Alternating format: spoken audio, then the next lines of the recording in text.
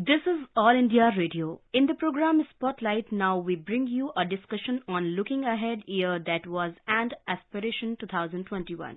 The participants are Ashok Tandon, political analyst, and Nilab Srivastav, journalist.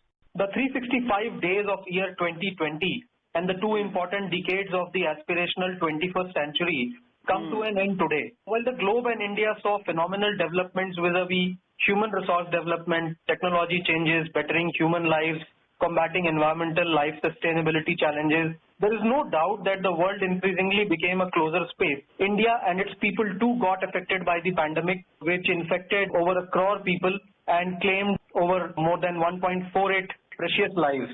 The good part is that the recovery rate in the country for coronavirus is over 96% as we talk today. While there is this grim reality of the disease continuing, the hope of getting a vaccine jab of the coronavirus is a very shining hope.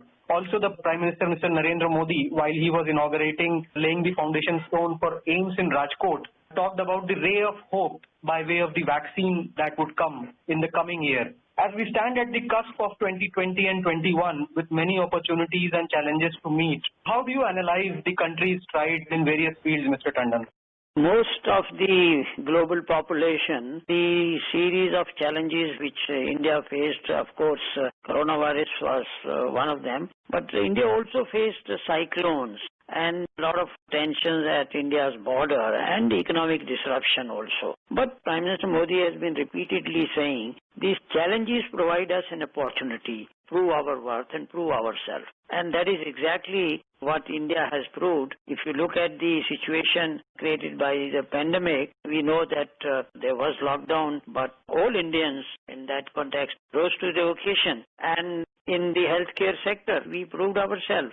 Not only the entire Indian population was taken care of, but India was at the forefront of supplying medicine to the world, to the developing countries particularly, and also becoming a partner in the vaccine development. And now look at that, all developing countries are looking towards India for vaccine. So this opportunity was not only in the context of the healthcare system, but India's quest to become Atmanirbhar Bharat also, this vision of Atmanirbhar Bharat is a very holistic approach which the Prime Minister has outlined. Atmanirbhar Bharat is not only in respect of the economic strategy that we are using, but also in respect of the defense preparedness, and also we look at the political challenges we have been facing in the last 1 year. I think one basic thing was the stability of India's politics, stability of India's policies, and also a vision. Prime Minister has set out a vision of 2022 when India celebrates 75 years of independence to fight poverty, healthcare system, education, social evils, all these which we have to eradicate to become new India. But I think some of the remarkable things which must be outlined was the foundation stone for a Ram temple, because it was an issue which has been lingering on and on for decades. Prime Minister Modi laid the foundations for construction of Ram temple. Remarkable. All sections of the society accepted this Supreme Court mandated decision. And then the 370 abrogation first anniversary and all that, we see the local body elections being held in Jammu and Kashmir, people participating in the democratic process. You look at the decades-old challenges which were there right from since independence are now seem to be getting resolved one by one, and people are participating. They are joining hands. And whether they were the campaigns launched by the Prime Minister in respect of Swachh Bharat, and subsequently we see so many other initiatives being taken by the Prime Minister. So I think it has been a very satisfying year, although challenges were enormous, but the people of India stood behind the leadership, and India as a united, I think by and large, the whole world will be looking towards India as one country which has weathered all the storms and challenges, and now it's standing tall in the community of nations, whether it is on the economic front, economic recovery, political stability, democracy, the process being deep-rooted, people participating in the democratic process, and on defense preparedness also. I think the way Indian armed forces and diplomats handled the situation with China, that was remarkable. 3 years were the healthcare challenges, both COVID and non-COVID. creation of jobs and opportunities for work because a lot of people had lost their jobs. And therein comes also the ensuring the security of the frontiers of the country. And therein were the Prime Minister's declaration of being self-reliant. You talked about it, the Atmanirbhar Bharat. But this self-reliance and capacity building for the country in every sphere of life, many projects were announced and envisaged. If you look at 2020, the technological revolution which also took place during these challenging periods, the startup was indeed very special. COVID threw a spanner in India's ongoing quest for successfully emerging as investment destination. But the ease of doing business ranking, if it is an indicator, it is quite positive, that front also. I think it goes without saying that COVID also pulled down businesses in multiple sectors, particularly hospitality, travel, transportation and other things. But that didn't stop Indian economy being back on the rail. All these sectors are still suffering, as you also talked about it. But the fact remains that once relaxations are there post-vaccine era, these sectors too will be revived. But efforts have been made to help these sectors.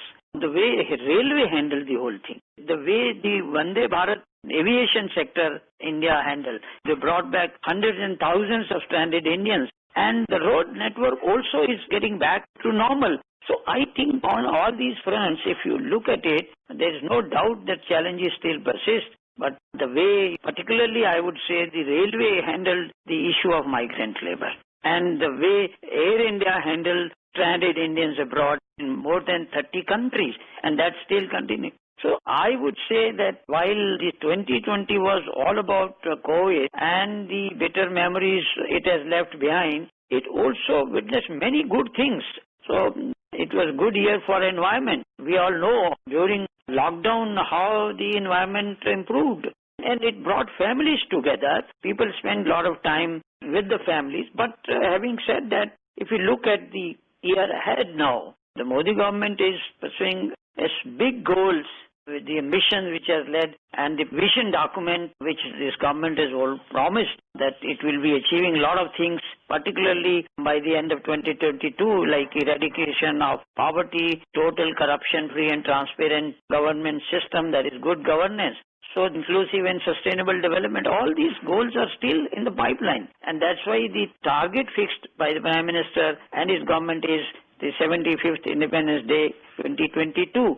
So hopefully 2021 would be utilized for accomplishing all these visions, whether it is related to drinking water, whether it is related to rural development, and whether it is road infrastructure, rail infrastructure, and also development of northeastern region. All these strategy documents are in progress, and there is no reason why these sectors must be moving forward. So we still have about sort of 1.5 years to go and to accomplish these tasks. The rough weather troubles the ship that is deep in the waters. But it is also very difficult for a fresh young boat to go ashore when such kind of a pandemic is raging or the future looks to be very uncertain. And in this context, if we talk about the kind of problems faced by in the education sector, students who are going to in their very competitive exams and regular examinations, the classes were not being done, even the schools. The dates for the CBSE exams are going to come very soon. The government's thrust by way of the various schemes that were announced, I think, Tandon Sahab, was that the pace of reforms and the normal activities, despite the challenge of this virus, continue. And in this context, building capacity, whether it is for infrastructure creation or for security, defense, and many other sectors alike, I think the thrust area where the government tried to work.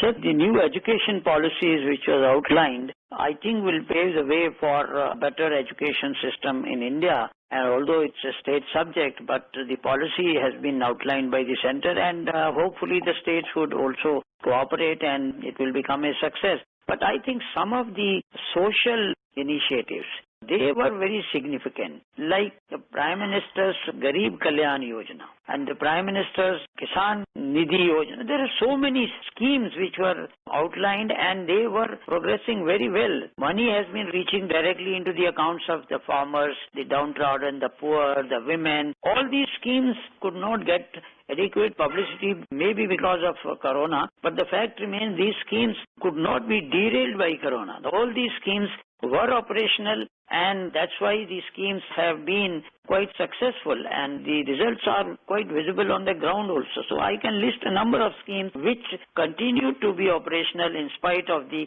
challenges thrown by pandemic. And on the health ground, we all know that the technology and data management front, India's the Arogya Setu app, it was highly successful. Many countries in the world were amazed that how could a country like India produce such a perfect arrangement, in considering the fact that it was a local body election in Jammu and Kashmir, in other parts of the country. All over the world, the political system could not be derailed because of the challenges. And defense was, of course, quite remarkable in defending our borders, our security forces. They did extremely well, and the terrorist attacks were repulsed and the India-Pakistan border situation was handled. So if you look at it, overall, I think the year was, although it was not very enthusiastic in the sense that people could not move out and students suffered, the exams got delayed, there were no classes. Similarly, there might be problems of the migrant labor, but overall, if you look at it and compare it with the rest of the world, whether it is in terms of handling the coronavirus challenge or maintaining food chain, uninterrupted supply chain, and the farmers did a wonderful job. They did everything to make India self-sufficient in food grain. And all the equipment manufacturing, whether it was related to the healthcare, number of things which India didn't produce, and such a challenging time, not only you are supplying all the medical equipment related health services to the Indian population, but helping other countries also. We're looking forward to 21, the year full 12 months in front of us. Very defining moment that will very soon come, Mr. Tandon, will be the annual budget that is expected to be presented on February the 1st. And with this budget, a lot of aspirations to be addressed, a lot of challenges to be addressed that year gone by has brought to us, and ensuring that the ease of doing business, attracting investment in India from abroad and even domestic companies, that must be the thrust. Your brief comments, Mr. Tandon. So, well, I would like to say that the year will begin with the vaccination program. The whole country has been waiting, and now once the vaccine is rolled out, the entire arrangement of transporting the vaccine and vaccinating the people is in place. The trial runs have been held successfully. Everything is ready. From the word go, I think first quarter of the year would be at least utilized for vaccinating the maximum number of population, the healthcare workers first and other needy people.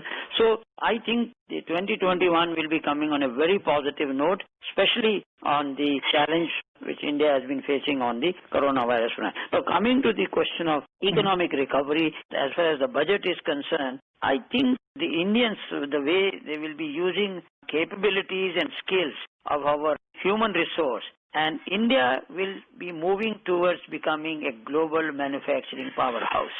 That is the aim, and I think with this in mind, the finance minister would be presenting budget, and I do hope that India, as it is changing, and it's changing for the better, from fiscal responsibility to fiscal prudence, and from high inflation to low inflation, infrastructure deficit to infrastructure surplus, and from mismanaged urban growth to holistic and balanced growth, and from physical to digital infrastructure.